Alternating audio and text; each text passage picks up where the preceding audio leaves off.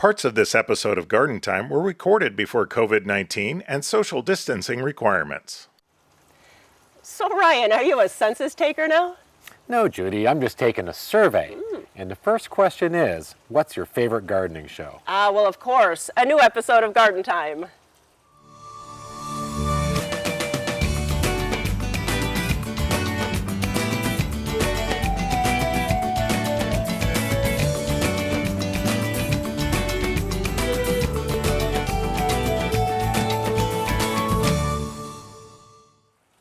Welcome to Garden Time. And what I'm actually doing today is surveying my yard to see what plants have been stressed out from summertime. And you know, it is a perfect time to look at the plants and see if they need to be moved or you need to check if they're getting irrigated. Coming up on the show today, we'll take the stress out of canning tomatoes. We'll also be showing you some unique plants for making tea. But coming up first, some fabulous fall grasses.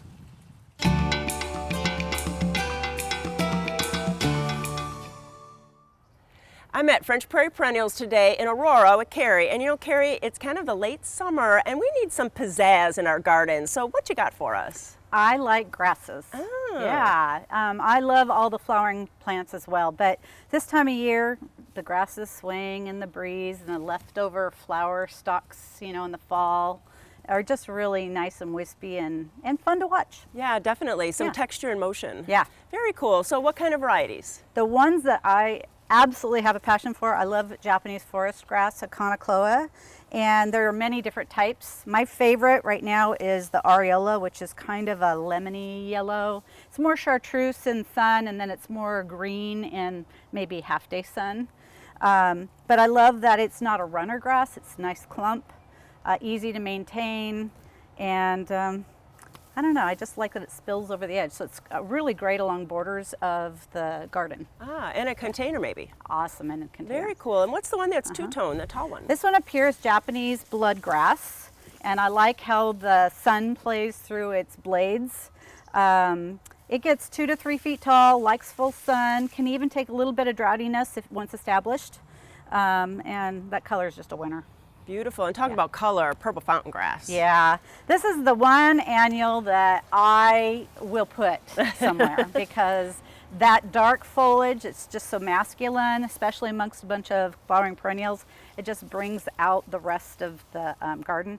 And these, you know, flower blossoms are just, you want to pet them. You do, you know. So, and they last all the way to frost. They're great. Yeah. And then its cousin, which is a perennial one. Yeah, this is Pennisetum hameln, and so it is a perennial one. What I like about it is a clumper, and it's maybe 1 to 3 feet in size, depending upon what you're doing to it. The blades kind of stop down in here, but then the blossoms stay up above. Beautiful. And so I like that one too. Nice. And then you have some shorter ones down here at the end. Yeah. We have some caryxes, which are in the sedge family. This one's called Blue Zinger. And when you put it up against like a mondo grass that's black, or against something that's opposite color like a caryx testacea, which is the orange sedge grass, really colorful. Good fall color too.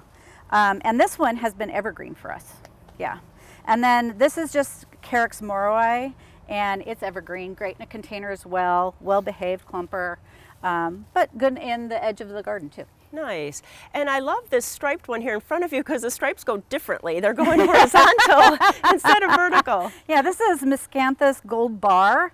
And a lot of people have the tall one that gets 6 feet. Oh, so big, yeah. Yeah, and they feel a little overwhelmed by that. But this one's very well behaved, maybe a foot and a half. And it's a winner. Yeah. Very nice. And then you were saying something about fall or winter interest. So talk to us a little bit about that. As far as grasses go? Yes. What I like is that you have, of course, the leftover blossoms. And I just leave them on until they start to look kind of shaggy. Sometimes that's a January time for me. What I like is that these are evergreen, and so when everything else kind of disappears, these are still nice, solid, you know, bones or structure to the garden. Beautiful. Is that what you were asking me? I was, perfect. because I think people forget about that. They think they have to clean them up at the end of the fall and just look at bare soil. So I think it's a great tip. And really come out to French Prairie Perennials because you have a beautiful nursery here. Plus, I love the store. The store is really a stopping point here. It is kind so of if you have any questions, please go to gardentime.tv and we'll click you over to their website. But come out and see Carrie and her staff and enjoy all the fall interest. Thanks so much. Thanks, Judy.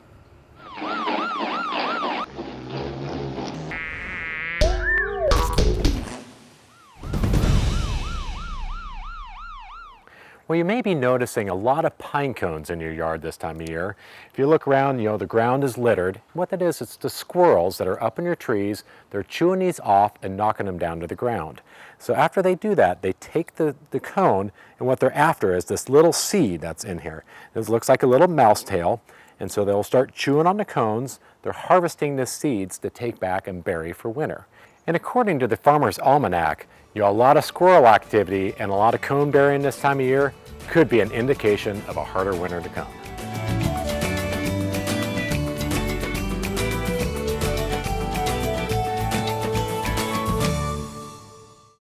Garden Time is brought to you by Portland Nursery, a passion for plants, a nursery for plant people. Do you want to be green? Do the easy stuff first. Hi, I'm Sarah from Portland Nursery. The U.S. House Energy and Commerce Committee says for every $1 spent on a shade tree, you can save $5 on cooling, blocking the penetrating heat in the summer and allowing the warm rays through in the winter. Dollar for dollar, there's no better energy and money saver than a good, deciduous shade tree. Portland Nursery's professionals can help you make the perfect selection. Portland Nursery, a passion for plants, a nursery for plant people. The fields are open. Come see the dahlias blooming at Swan Island Dahlias in Canby. The annual festival has been canceled, but you don't have to wait until the end of August to enjoy all the color. Safely walk the almost 40 acres of blooms. Pick up some cut flowers and visit our gift shop. Place an order for dahlia tubers online and receive 10% off your order through September. We're open 6 days a week through the end of September. Swan Island Dahlias, America's leading dahlia grower, located just off I-5 in Canby.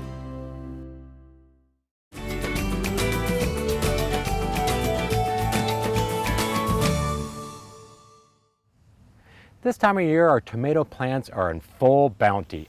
And for the beginner gardener, it might be a little more than you can handle. So if it's more than you can use, you might want to consider canning them. The OSU Extension website is a great information hub for any canning information and which tomatoes offer the best results. The OSU Extension Service recommends that you want to pick ripe tomatoes or just a little underripe for your canning. Overripe tomatoes, even with the canning process, can go bad. Let's get started. When you're choosing the varieties of tomatoes to can, it really doesn't matter which varieties to choose. Sometimes a mix is even better. When you do choose different varieties, you get different flavors and textures, and that makes a really nice combination. So when canning tomatoes, there's a couple different methods, a hot pack method and a cold pack method. Today we'll be doing the cold pack method. And before we start, we'll want to make sure we have all of our supplies ready. Our lids, our jars, and our rings. You also want to make sure you wash and sterilize the jars. You also want to make sure that you inspect the rings for rust. You don't want to have any rust on those rings. Make sure that you use fresh lids. You don't want to use any lids that have been used before. You want to make sure that you sterilize the rings and the lids in boiling water according to directions. First, you want to make sure you get your canner filled with water and start it to boil. You'll also want a second pot of water boiling for the blanching. So you also want to get your ice bath ready so when your tomatoes are done blanching, you can put them in the ice bath to cool them off. Next, you want to put the tomatoes in the boiling water. Leave it in the boiling water for at least 30 seconds to 1 minute until the skins start to crack. Then take the tomatoes and put them in the ice bath to cool them down. And this is called raw pack or cold pack. And now you want to take off the skins. See how easy it is? And this is caused by the blanching. And also at this point, you can remove the stem with a knife. And now it's time to pack the jars. Notice how we're using different varieties for color and texture. And you want to fill it just below the neck of the jar, and you don't need to be dainty about this process. At this point, we're adding 2 tablespoons of lemon juice to every quart. This is an added measure to prevent spoilage. We're also adding 1/4 teaspoon salt, and this is not to prevent spoilage, but to add more flavor. And now we're filling the jar with blanched water and leaving a 1/2 inch from the top of the jar. And now take a spatula and run it on the inside of the jar to release any air bubbles. And now clean off the top of the jar so the lid seals properly. Now you place the lid and the ring on top of the jar and hand tighten.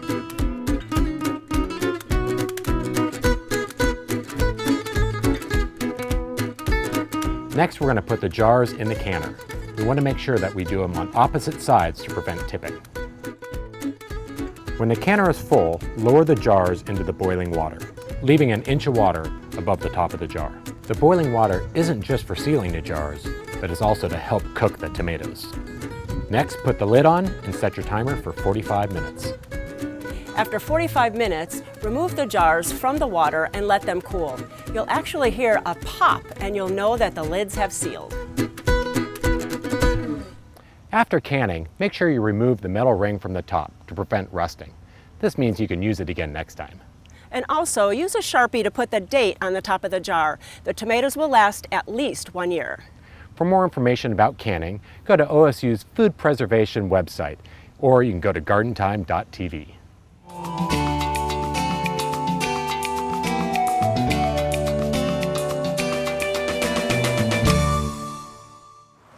I'm at Little Baja on Burnside, and I'm with Wayne. And Wayne, you guys are container experts. So this is the middle of summer. So what kind of tips do you have for us about watering our containers?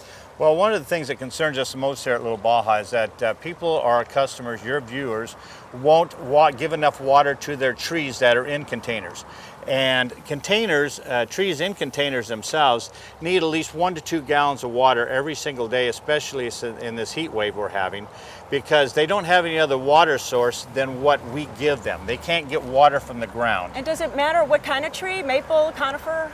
Well, the evergreens are a little less sensitive to not getting watered every day. They're not going to immediately shrivel up on you. But you take a sensitive tree like a maple here, ones with the nice delicate leaves, and just 1 day in 100-degree weather without water, and it'll shrivel up on you and it'll be dry the rest of the summer. And what about containers? Terracotta versus concrete glazed? Well, it makes a little difference, except for the fact that the terracotta is breathes more and tends to dry out faster than concrete or your Asian pottery, and so it's important to make sure that they get watered, especially that as well, them too, and that they have good drainage, because Sure. when you give them a couple of gallons a day, you want to make sure that water runs through the bottom and it doesn't flood and stay in the roots. Well, that's a great tip. So if you have any other questions, please come out to Little Baja. Thanks so much, Wayne. Thank you. You're welcome.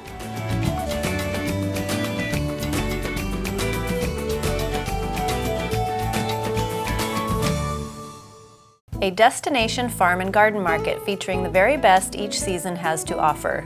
Smith Berry Barn offers seasonal farm fresh fruits and vegetables and specialty herbs and perennials. Visit the historic barn for distinctive gifts, gourmet foods, and homemade milkshakes. Right now we have fresh picked or pick your own berries ready in our fields. Here's what we have to offer this week.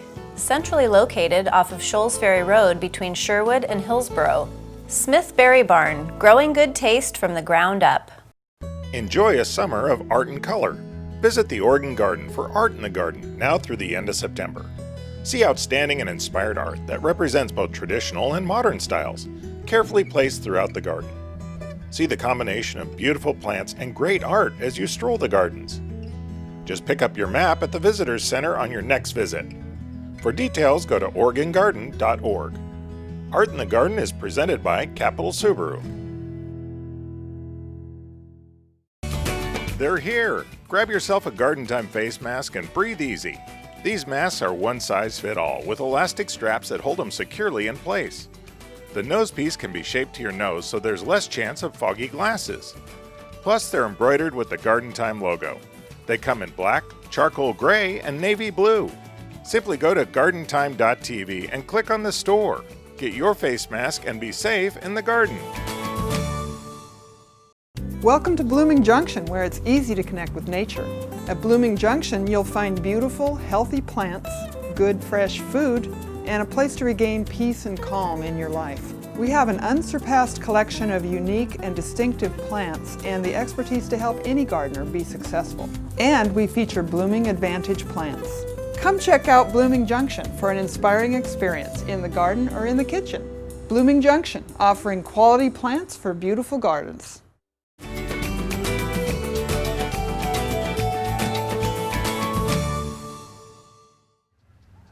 Well, it's dahlia season. I'm out at Swan Island Dahlias. I'm with Heather. Hi. And people, have dahlias in their yard, but sometimes we get questions on how do you cut and use a dahlia as a cut flower. Yeah, dahlias are great for cut flowers, but there's many things to know about how to cut it, when to cut it.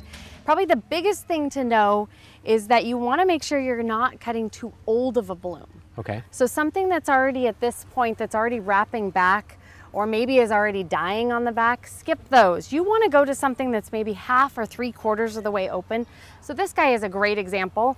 And when I go down to cut, I know it's really hard to do it. Most people don't want to go past that. They want to leave the bud. Right. But you really need to go down. We say 2 or 3 leaf sets. We cut all of our stems at about 20 to 24 inches. Okay. So it may be 3 or 4 leaf sets, but right where you cut. So you're going to cut right above a leaf set, and at that joint, it's going to send up 2 more stems. So 2 new laterals are going to come.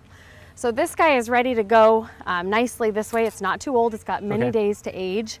And I took off the bottom leaves because we really don't want the bottom leaves in water. Okay. So now we need to talk about Right. how to take care of it. Right, and you were commenting on appropriate, ways to cut them and not Yes. using something dull, right? Yeah, so the important thing is we use knives and kind of duct tape our thumbs up so we've got something to cut against. Okay. You could use clippers, you could use anything, but the thing is, a dahlia is hollow stemmed. So if Right. something is dull, it's going to crush this stem and not allow it to be able to drink the water properly. So Okay. make sure whatever tool you use that it's sharp. Okay, which is great tips on Yeah. how to do that. And then you'd also talk too about how, if you have a real tight bud that doesn't have color, that might not necessarily open up in water. Dahlias don't develop in bud once they've been cut.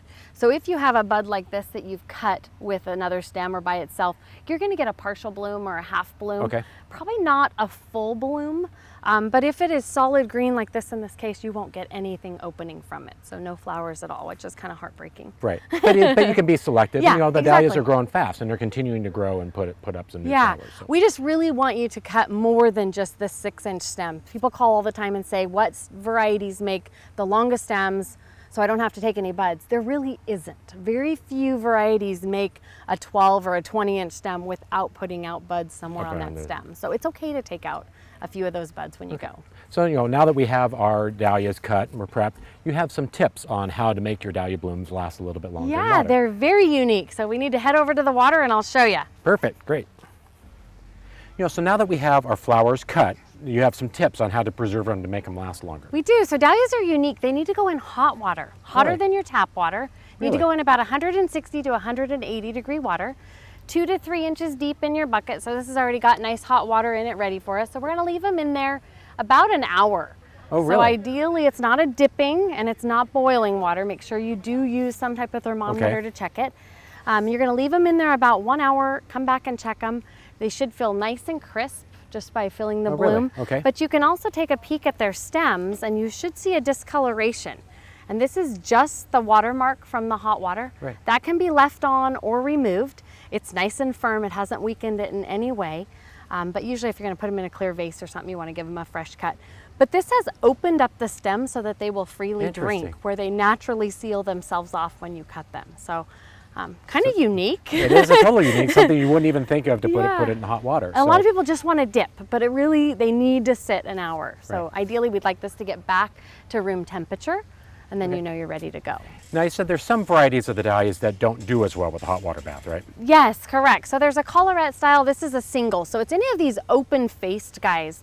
Most of them are not good cut flowers. There are a few varieties on the market that are good cut flowers, but the really important part is that when you pick them with a solid waxy center. As soon as you see that yellow pollen there popping out, that's telling you the age of the bloom. So you really want to make sure you get it before it's too old, since it's so hard to tell how old the bloom is since it's not filling out. Right. So, and if you find a variety in your yard and it doesn't last, you pick it and it starts dropping petals, most likely that's just the characteristic of that dahlia. Gotcha. So people can come out here. You have, the vast fields are open that they can come out and walk the Yeah. fields. Your festival is not going on, correct? Correct. Festival was canceled just to keep us all safe and get over this COVID so we can move on and go back to festival. But the fields, the gift shop, cut flowers are all available and we are open. Excellent. So the best place, you can go to your website, dahlias.com, or your Facebook page, or you can go to gardentime.tv and we can click you over for all this information on the cut dahlias, your festivals that's not going on, but how you can still enjoy it. Yeah, definitely. And pick up a cut flowers. Yeah, It's we'll have great. lots of cut flowers available. So Heather, I appreciate being out here. Thank It's been you. great. Thank you. Garden Time's Incredible Edibles. It's that time of year for pear harvest. So to harvest pears is just a little bit different than other fruits. You don't want to wait until they have the yellow color. You want to harvest them when they're just a little bit green. So what you do is you take the pear and just gently take it at a 45-degree angle. If it comes really quickly, that one is ready to harvest. If the pear doesn't come off quickly, it's not ripe and you need to wait a few days before you pick it. After you have harvested the pears, it's best if you put them in the refrigerator. What this does is it slows the ripening down, it evens it out, and you don't get that mealy texture that pears can sometimes get. After a few days, take them out and put them on the counter to continue the ripening process. After a few days on the counter and the color has changed a bit, gently press the top of the pear, and if it gives just a little, it's ready to enjoy. And remember, pick pears early and don't let them ripen on the tree.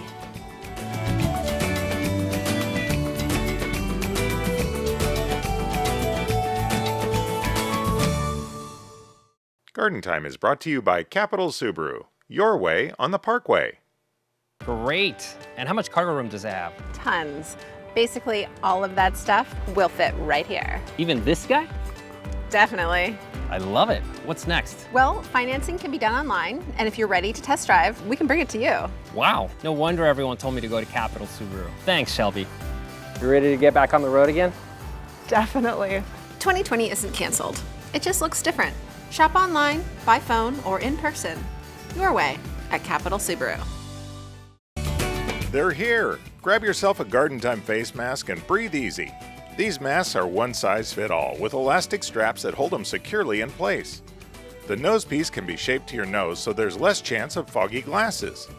Plus they're embroidered with the Garden Time logo. They come in black, charcoal gray, and navy blue. Simply go to gardentime.tv and click on the store. Get your face mask and be safe in the garden.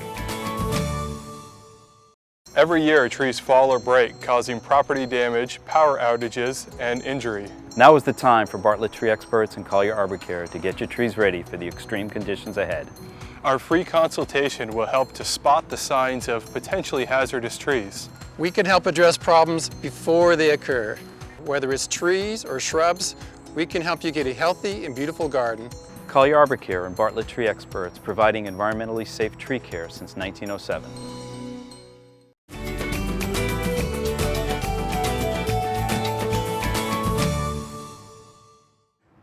If you're interested in tea, we have a great segment for you. I'm at Blooming Junction with Madeline.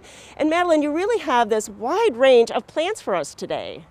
Yeah, we have all sorts of herbs here that can be used to make tea. Here we have Camilla sinensis, which is actually a true tea plant.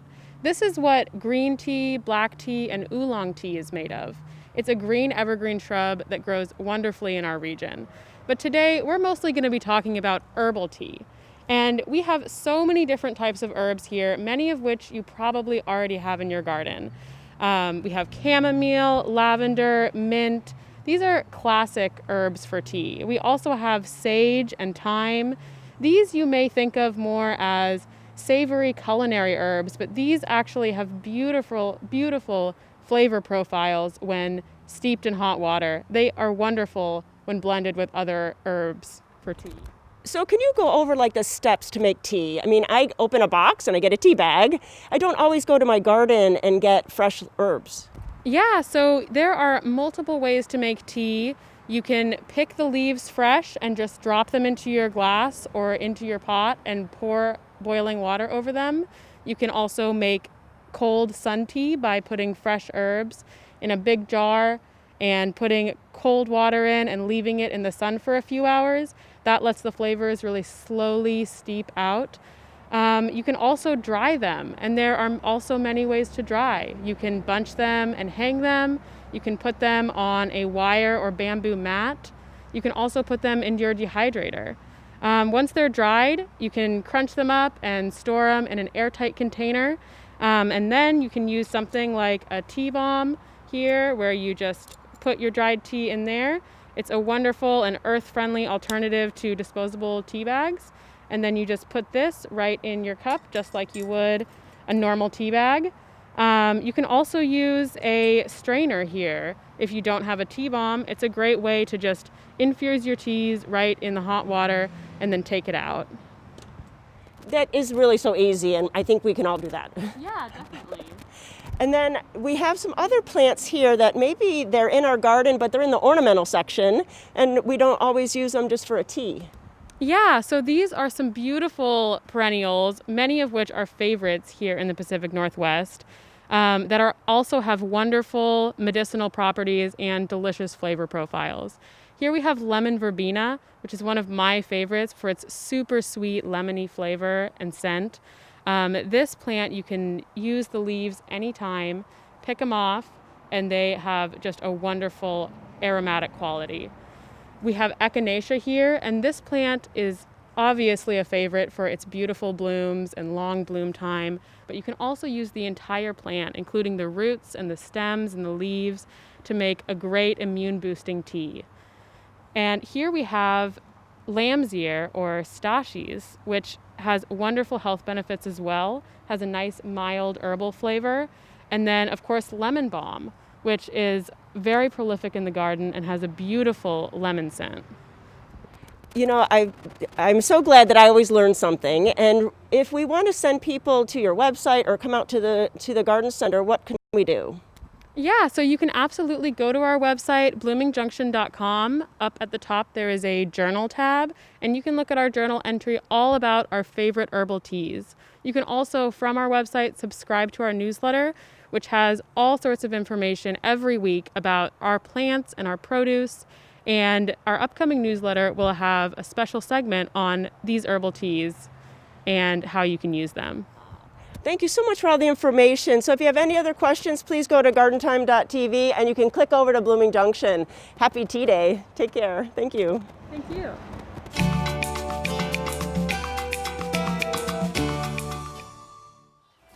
So doctor, what is the diagnosis? Well, Judy, it's definitely a stressed plant. And that is the reminder to check now for all the stressed plants in your garden. So for more information on today's show or any of our other episodes, go to gardentime.tv. Ryan and I thank you for watching, and we'll see you next week here on Garden Time.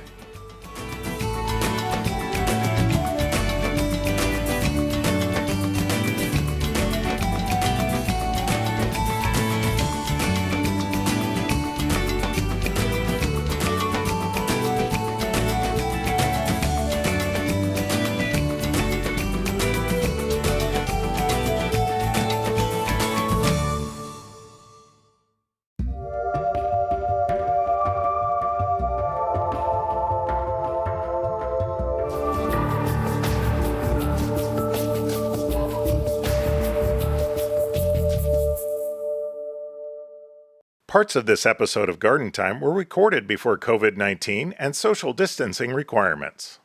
The proceeding was a paid program of the Guston Creative Group and its sponsors.